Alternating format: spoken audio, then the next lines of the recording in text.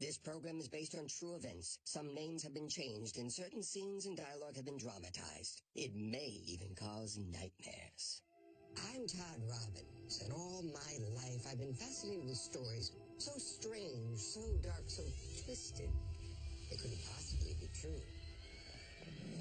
I have 3 of them for you. And what are you, a chicken? Maybe you're both chicken. The saga of a Halloween night, filled with tricks, treats, and death. Somebody help us! I need a doctor here! The story of a young newlywed couple I must see to mother. that didn't live happily ever after. Get out as fast as you can. Saying goodbye to someone near and dear, and the dark surprises it can bring. My God! I guess they're nightmares that have already come true.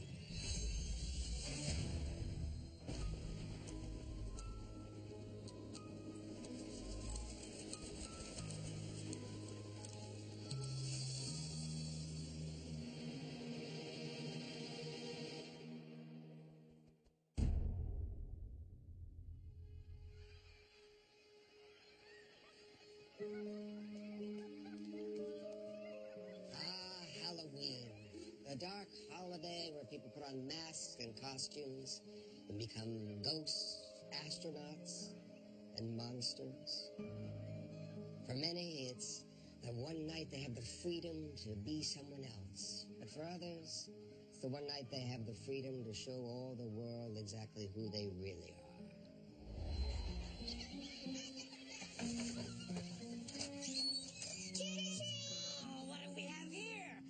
From the Pecos and a beautiful princess.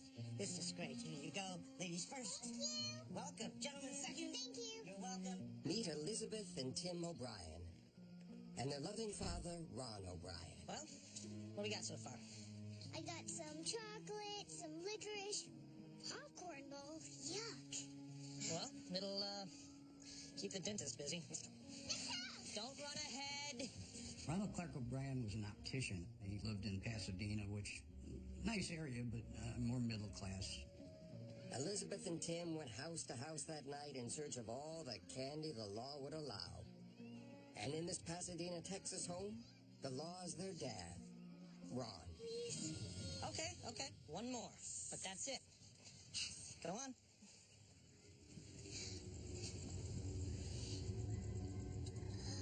Guys, what are y'all waiting for? I think I'm good on candy, Dad. What are you, a chicken? I don't see you going either, cowboy. Maybe you're both chicken. Come on. Let's not be chickens. Let's grab the candy and run. People put a lot of effort to make their homes look scary for Halloween, but some houses like this one look creepy all year long. When a house looks like this on the outside, it makes you wonder who's on the inside, doesn't it? Thank you. After a long night, Ron returns home with kids who are eager to dig into their Halloween treats. I'm gonna eat a jawbreaker. One piece of candy before bed.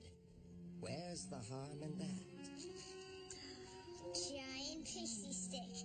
The best. Ah, the giant pixie stick. Sweet, sour, and they come in 4 delicious flavors. Timmy's was great.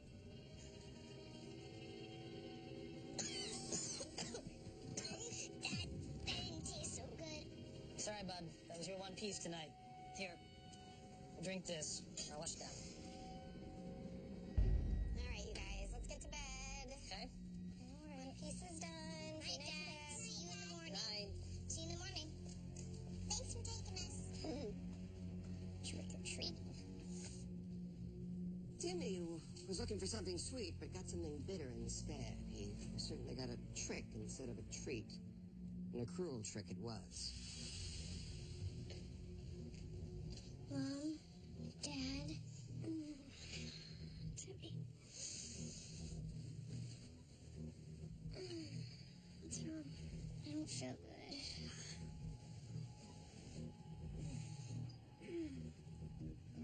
He's not warm, but he's clammy. No, he doesn't look good. All of a sudden, Timmy became violently ill and lost consciousness, and they took him to the hospital. Hey, we need a doctor. Hey, won't wake up. Thank you. Thank you. By the time they got to the hospital, Timmy was unconscious and in very bad shape. The emergency room was just a quick stop on the way to the intensive care unit.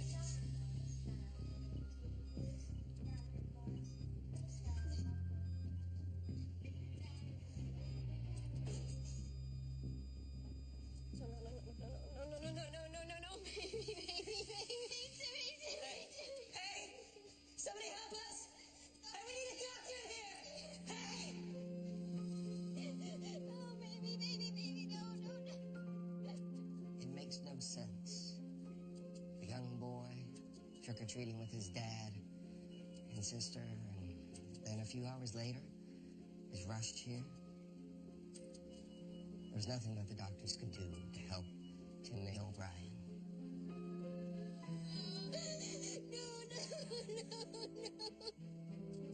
The doctors couldn't figure out what had happened to him. They did a blood test to see what was in his blood, and it was cyanide. And they knew instantly there was a big problem. The O'Briens are devastated. But after the cyanide revelation, the police are called in and they look to Ron and Barbara for answers about that Halloween night. Ron took the kids trick-or-treating. It's just like 15 houses or so. We don't like them loading up on too much candy. Yeah, and then we got home and they gave them each one piece of candy. Timmy had a pixie stick and Elizabeth had a jawbreaker, right? Timmy said that his candy was bitter and not sweet. Immediately after eating the pixie stick, Timmy complained about it. He said, "Oh, this is horrible." It's probably no surprise that cyanide tastes terrible. And even if you put it in a pixie stick, it tastes terrible. I should have known.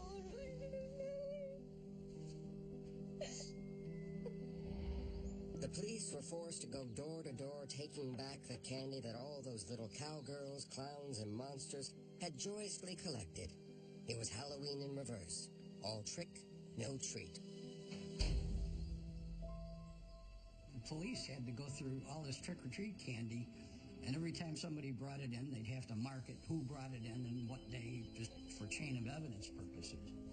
I thought if there's ever been an event in the history of the world where as much candy has been chemically analyzed. They discovered 4, as I recall, pixie sticks with cyanide in them.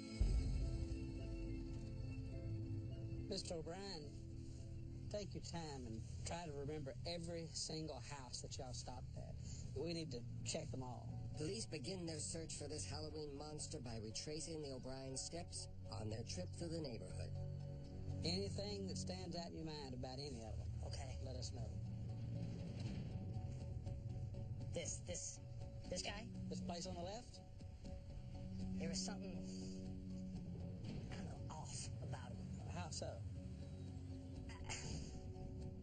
The house was all dark. He opened up the door just for a second, then he closed real quick again. It was just odd, you know? I'm almost certain this is where Timmy got the pixie sticks from. Okay. Well, Mr. Bryan, you just stay in the car, all right?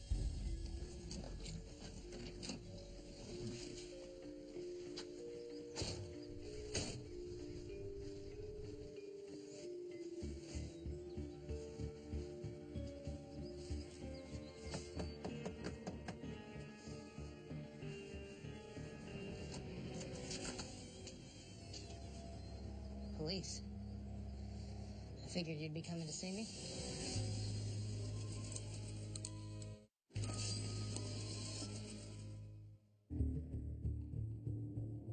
A real-life Halloween story is unfolding in Pasadena, Texas.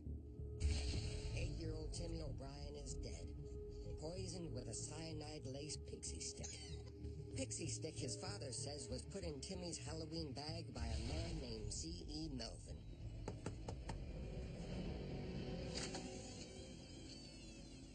Police. Mr. Melvin, do you know why we're here? Of course. Of course I do. Everybody in town knows what's going on. Where were you Halloween night? That's easy. I was working. I work at the airport. So then who handed out the Halloween candy to trick-or-treaters? That was my wife, sir. Well, what do we have here? A cowboy princess. There you go. There you go. What kind of candy did you hand out that night, sir? Same as every year. Licorice. And you can check that with my wife. We will.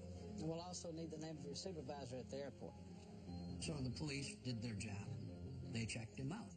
He was an air traffic controller at Hobby Airport.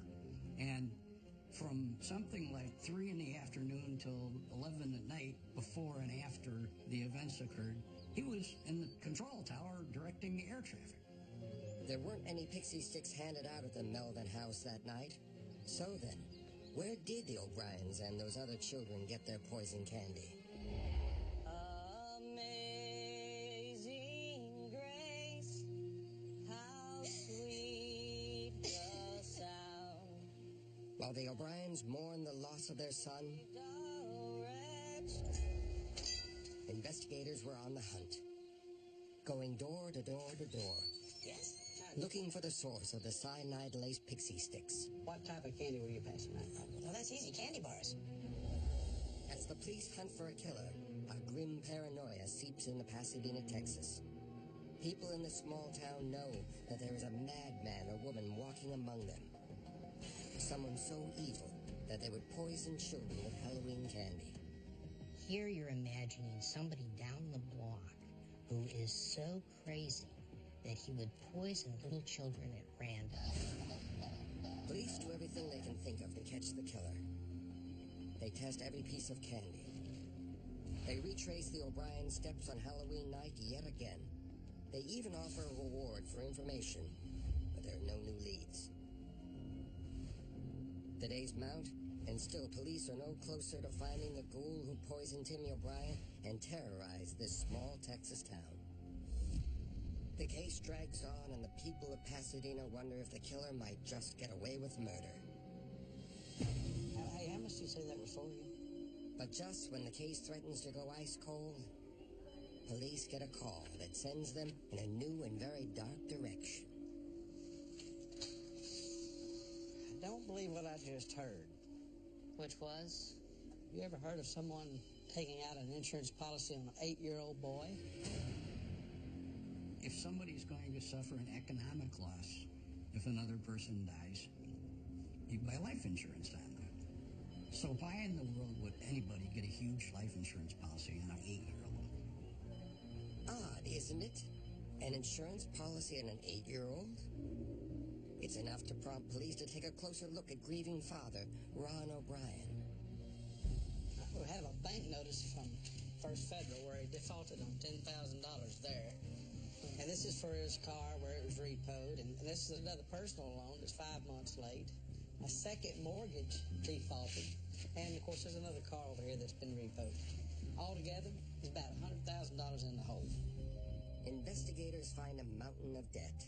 Debt that could have been wiped out with about $100,000. The exact amount of the insurance policy on little Timmy. I'm under suspicion because I look after my family's financial future. You increased the policy on Tim and Elizabeth, what, about a week ago? Almost like you were expecting something. It's a coincidence, and you know it. He continued to deny the charges, but the final nail in the coffin for Ron O'Brien was the discovery that he had bought cyanide from a chemical company 1 week before Halloween.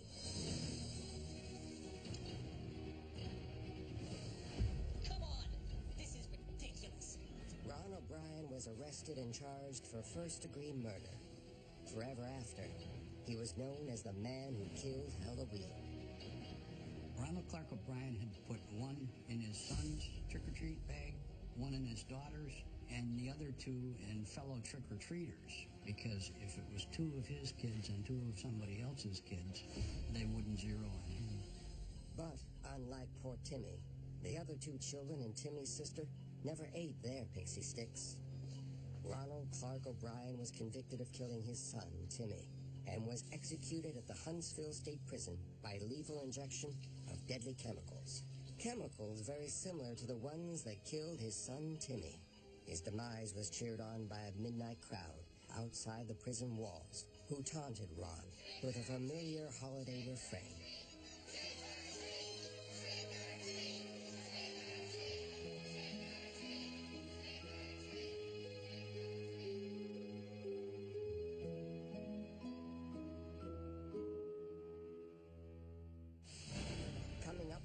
compensating attorney, his loving bride, and a devoted mother. Slippers, please. And how nothing is as it seems. Mother!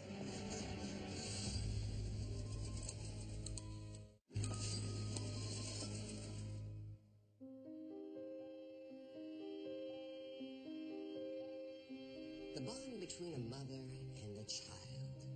Is there anything stronger on earth? Our mothers are our first protectors, our biggest fans, our greatest teachers, and all they ask in return is that we love them. A mother and a child, always trying to please each other, always trying to do the right thing, always wanting the best. Well, almost always.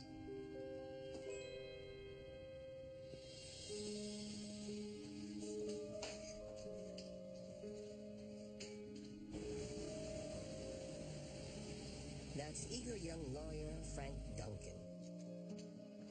Every day when he gets home from work, the woman in his life is there waiting for him.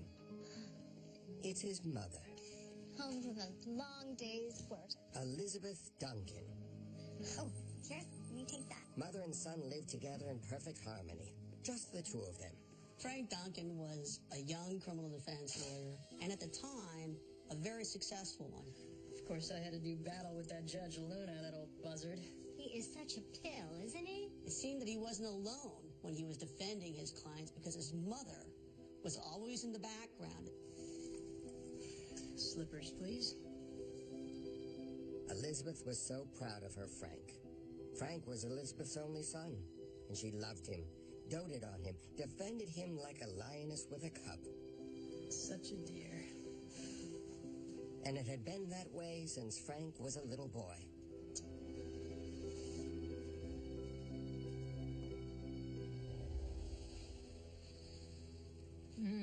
Smells delicious. But a lifelong bond between Frank and his mother was about to be tested. Hey, Mother, can we talk about something? Can't wait, dinner's almost ready. I'm about to turn 30, Mother, and, there comes a time in a man's life when he has to live on his own. Francis, did I do something? No, Mother. It's just, I just feel I need to be, independent. Why now? I will be here all the time, Mother. Whenever you need me, you know that. I know you will, Frankie. I know you will.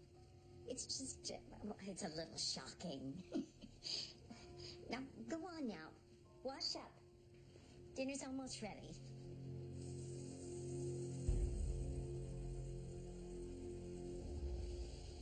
Mother? No time for breakfast today, just coffee. Mother?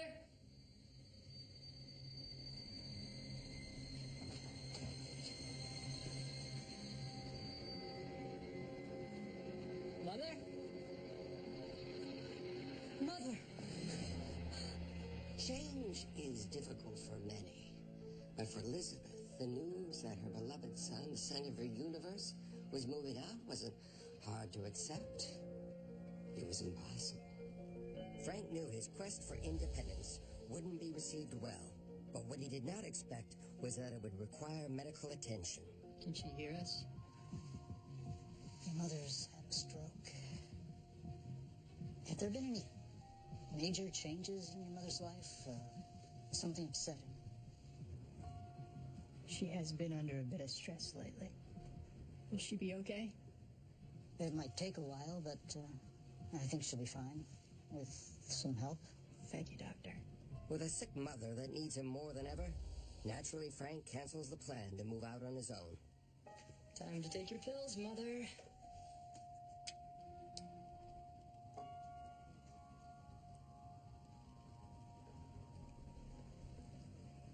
That's a good girl, dear.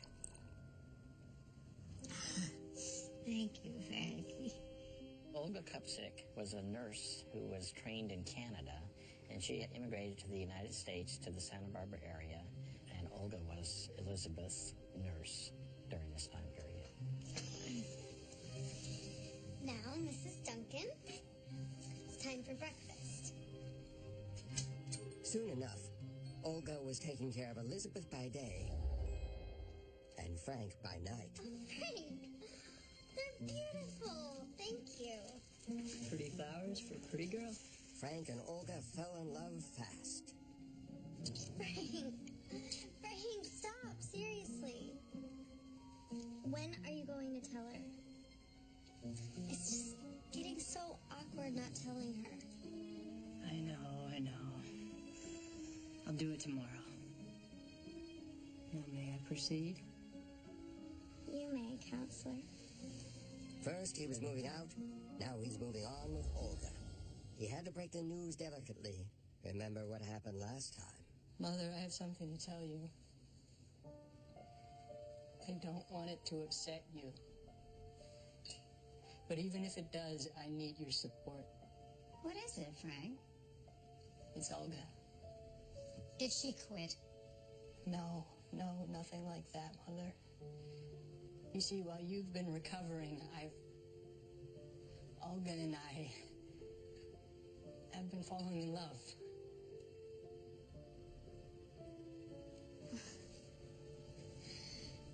And I know it's fast, but we're getting married. Oh. It's just so sudden. I don't know what to say. Say I have your blessing. Please, Mother.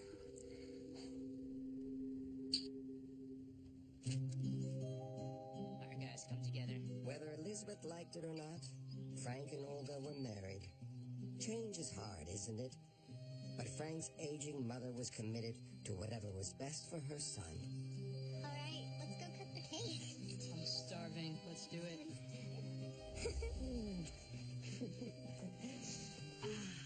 Mrs. Duncan, my bride. Frank? What a night, huh? What a night. Frank, it's been such a whirlwind, but now I'm so tired. Of course, Mother. Frank. Frank! May I speak with you a moment? Mother, you go ahead and sit in the car. I'll be right along. Don't be too long, son. Where do you think you're going? Where does it look like I'm going? I'm taking Mother home. Are you coming back? I can't leave her alone. Not tonight. She's very fragile right now. You heard her. Frank, it's our wedding night. I must see to Mother. You understand.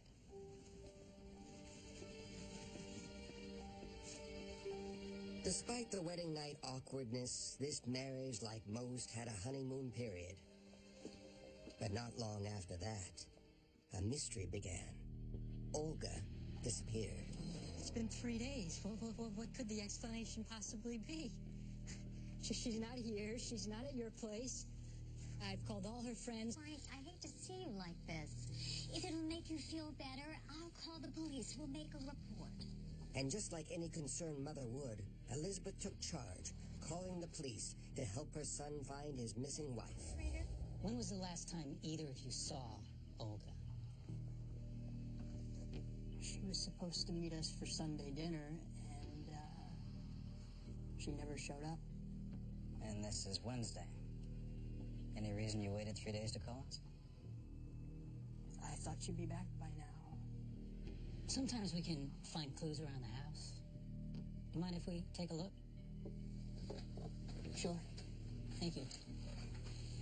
The detectives start their search. But what do you look for when a woman disappears without a trace? Sometimes it's not about what's missing, it's about what's left behind. Hey, Steve, Yeah. you ever known your wife to leave the house without a purse? Not voluntarily. Leaving her purse behind. That's a telltale sign that something is very, very wrong. The police begin their search for the missing newlywed. checking all the usual places, work, with family, friends. And they soon begin to realize that this marriage was not all sunshine and roses. Thank you for taking the time to see us, Mrs. Kupchak. Detectives begin their questioning with Olga's mother, Rose. Can you tell us about Frank and Olga's relationship? They fought. All the time. Fought? About what? Nothing was ever good enough for Frank. She called here, crying, night after night. And that mother of his always hanging around. But Frank always took her side. Did you know he was living with his mother half the time? Even after they were married? Yes. I told her to leave him. Who cares that you just got married? Get out.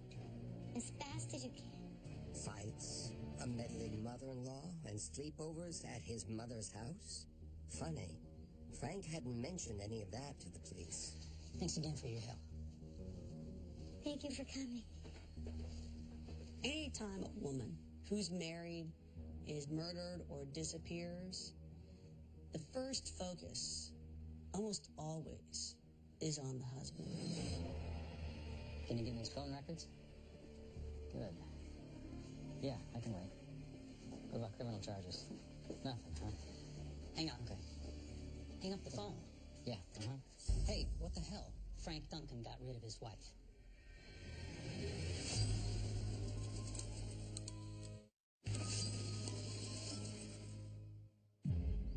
After marrying her husband, Frank, newlywed Olga Duncan went missing.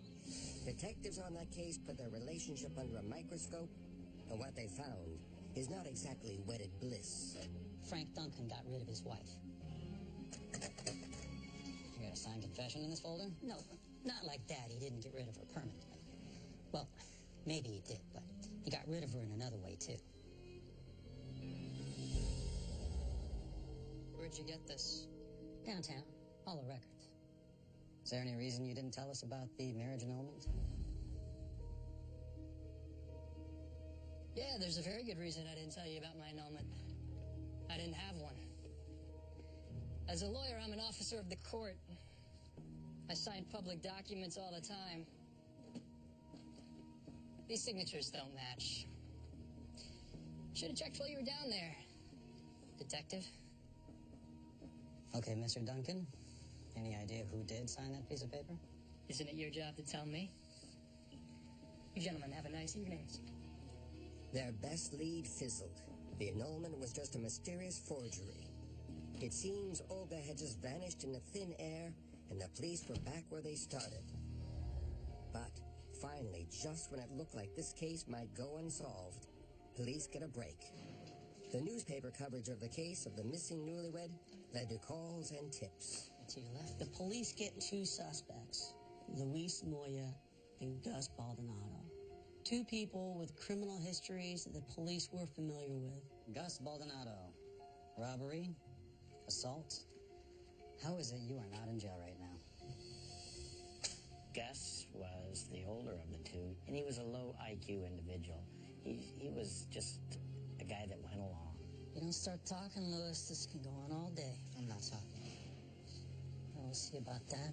Lewis was the ringleader between the two, and the more aggressive of the two. He was a career criminal and admitted to over 23 crimes. The tipster claimed that Moya and Baldonado were the ones that killed Olga, not Frank.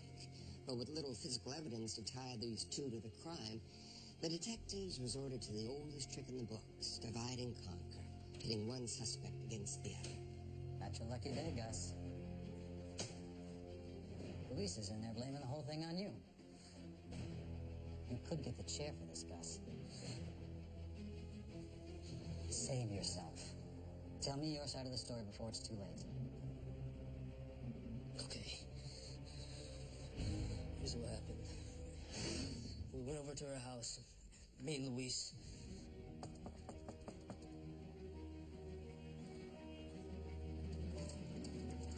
Yes? Good evening, ma'am. I'm sorry to bother you. But my car, it's a piece of junk and it broke down. Is it possible I could use your phone, call a tow? I'm in a real bind here. My wife, she's gonna kill me. Sure, but we have to make it quick. I'm supposed to meet my husband for dinner. Married life.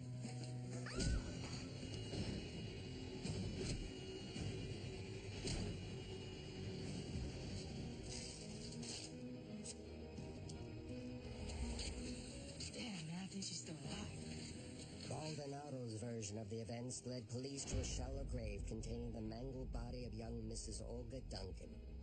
Luis made me dig the hole by myself. I think the lady was still alive when we put her in. Gus, I gotta ask. Why'd you do this? Why Olga?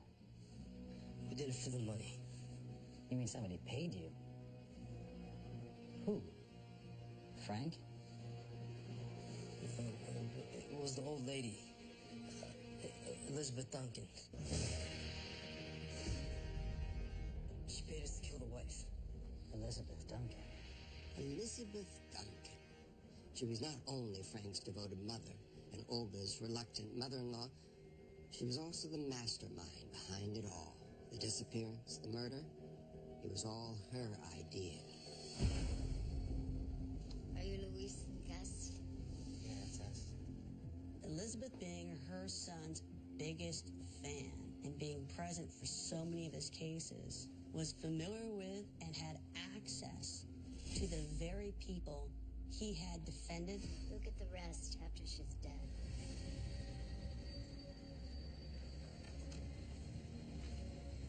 Make it hurt. And Elizabeth offered them a few $1,000 to kill Frank's wife. Thank you, Frank. With the killer's confession complete, police move in on Elizabeth Duncan, monster-in-law. Elizabeth Duncan,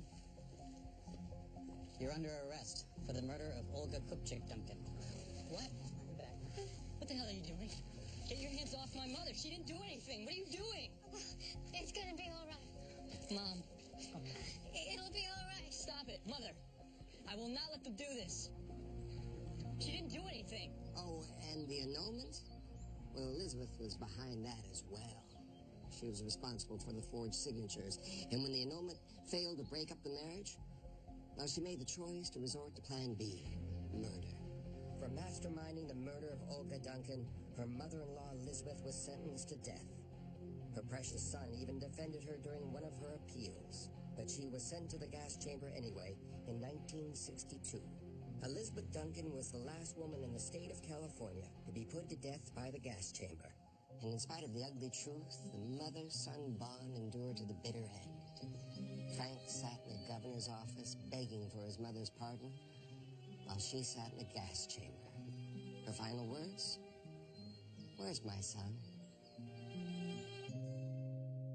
Up next is the loss of a beloved songbird. I have cancer.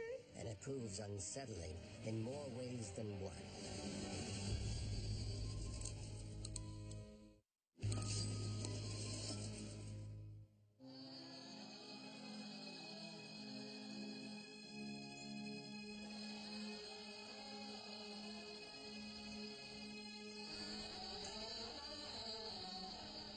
Lies are tricky. You tell one, and then you need to tell another one to cover the first one, and then, well, you can't keep it all straight. Very good, everybody. I think you're pretty much warmed up. But of all the damage lies can do, it's usually the liar himself who suffers the most. The choir group at St. Pius Catholic Church proudly represents their small congregation in weekly song. Tim, the choir director, is the organizer and leader of this group of volunteers. Sorry I'm late. And that is Priscilla, the best singer in the choir. Okay, can we get started, please? Yes, I'm ready. And she's late, again.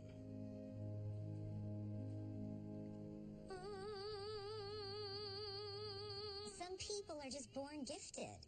And she was born to sing. And she was part of this very close-knit community. They were joined by their faith and their love of music and singing.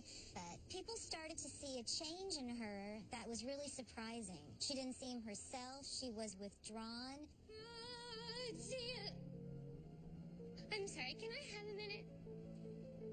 Yeah. Arriving late for practice, missing her high notes, What's going on with Priscilla? Priscilla, what's the matter? You're late. Your solos aren't working like they used to. You just don't seem like yourself. Tim, I'm very sick. Priscilla, why didn't you say something? I don't know how.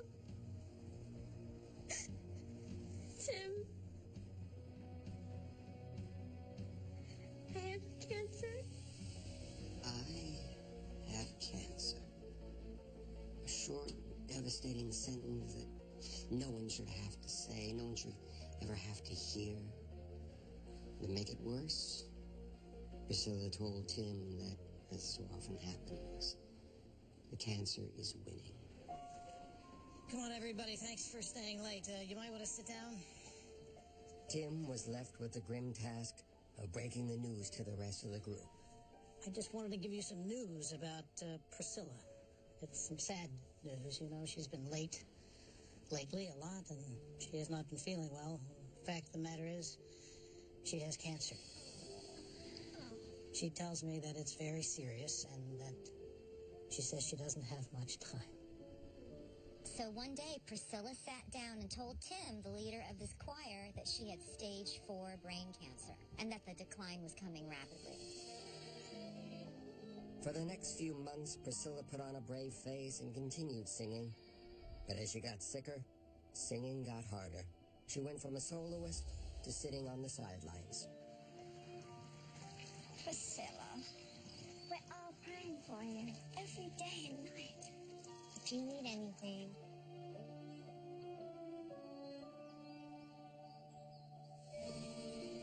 Finally, she was too sick to even show up at all. The news hit the choir like a ton of bricks, but Tim fought back his own tears to keep the group singing. He knew this was the most powerful way they could pray for Priscilla's speedy recovery. Priscilla may not have been able to sing anymore, but in the hearts and minds of this tightly knit group, she was there in spirit.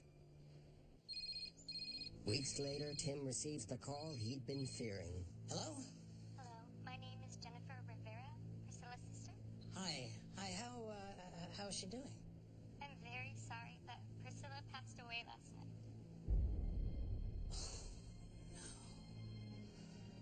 Oh, my God, no. Can I ask about final arrangements? I mean, will St. Pius be holding services, or...? Actually, services will be held in New York. We've already transferred her there, but I'll be coming into town personally.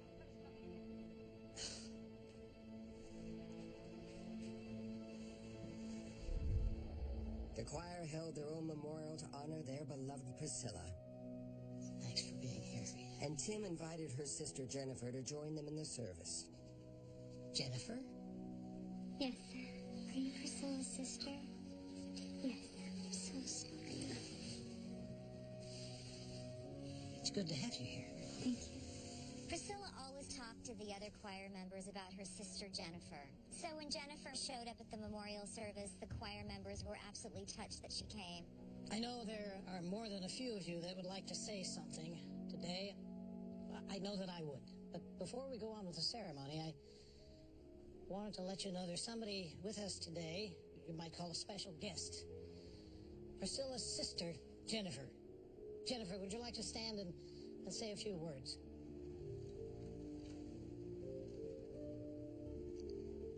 I just want to thank you all for having this memorial. You all meant so much to my sister. I even feel like I know some of you. Thank you.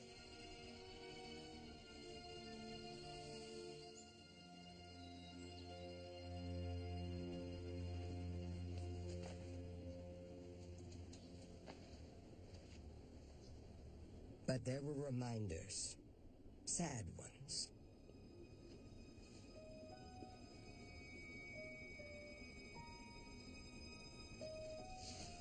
The choir director had found some of the items that Priscilla had left behind, and he thought that perhaps Jennifer and the rest of Priscilla's family might like to have them. Knowing her sister Jennifer is staying at Priscilla's, Tim drops by to return the personal items.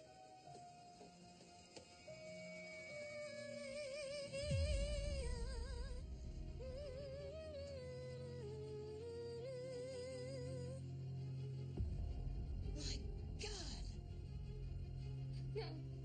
No, Tim. Priscilla, what have you done? No, please, let me explain. What you're seeing is not a resurrection. It's not a miracle. It's a lie. Priscilla's not dead. She's not even sick. She faked the whole thing. The cancer, the hospice, all of it. So why did she go through with it? The truth is, Priscilla was tempted by all the attention. Pseudocide is when people fake their death. Now, most of the time it's done for financial gain or to get out of some criminal behavior. I have cancer. In her case, she faked her own death for narcissistic purposes, to get attention. It was a lie that snowballed, a lie that needed more lies. That call, that was really Priscilla telling a lie. I'm very sorry, but Priscilla passed away last night. And of course, the final lie was Priscilla posing as her sister, Jennifer, basking in the attention of her own funeral. The police looked into this, and unfortunately there's no law in Florida against faking one's own death. A few years after this strange incident occurred, Priscilla was the center of attention at another funeral. But this time she wasn't one of the mourners. This time she was in the coffin. Priscilla died for real, this time from heat stroke. At least that's what the medical examiner's report said. And those reports, they never lie. You see, the truth can be more nightmarish than fiction. And there are many more of these stories to come. Until next time, may all your nightmares come true.